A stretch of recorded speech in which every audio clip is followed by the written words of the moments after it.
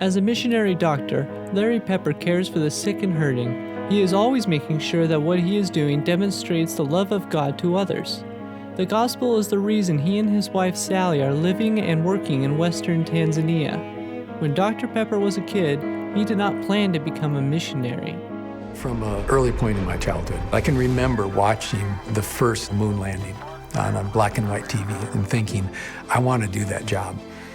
So I just pursued that. And then was able to get into an aerospace medicine residency program to work for NASA as a flight surgeon, providing health care for the astronauts and their families. It really was a dream come true. Dr. Pepper didn't think that he would ever leave his work at NASA, but he began to realize that he cared more about who he was as a flight surgeon instead of who he was as a follower of Jesus Christ. One day, Dr. Pepper was sitting in his living room when he made a very important decision for God.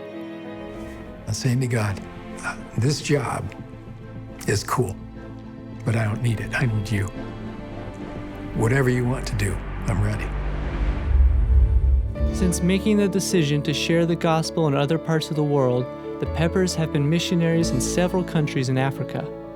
Now they live in a part of Tanzania where many people need good health care, but most importantly, they are in need of a Savior. Most people there do not believe that Jesus is God's Son and that He came to save people from their sins.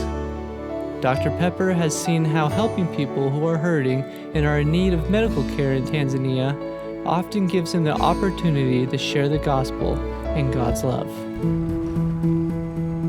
Using healthcare strategies is like a key that opens the door to get into a village that we might not have access to.